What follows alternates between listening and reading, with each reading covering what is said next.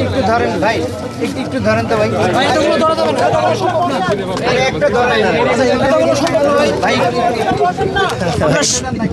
আমরা শুরু করি।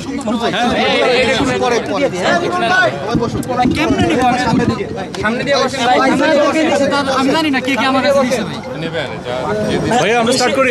মানে কেমন দেখলেন আসলে, মানে নিশ্চয়ই একটা স্বস্তির বিষয়টা সম্ভব।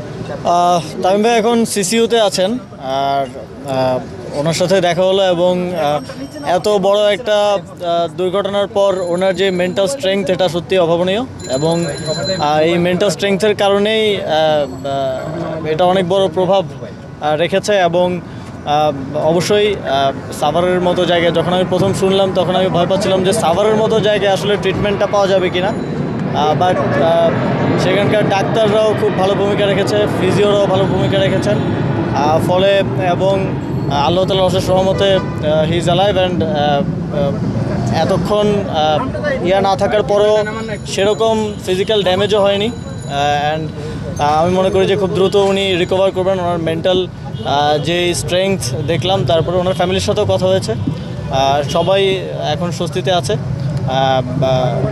ডাক্তাররা নিয়মিত দেখছেন এবং আশা করি খুব দ্রুতই ক্যাবিনেও ফিরে আসবেন এবং সুস্থ হয়ে আমাদের মাঝে ফিরে আসবেন।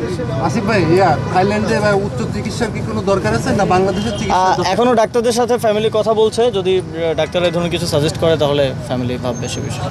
মাননীয় উপদেষ্টা, বাংলাদেশের সবাই তামিমের জন্য দোয়া করেছে, মানে দোয়াটাও নিশ্চয়ই একটা কাজে লেগেছে। হ্যাঁ, অবশ্যই।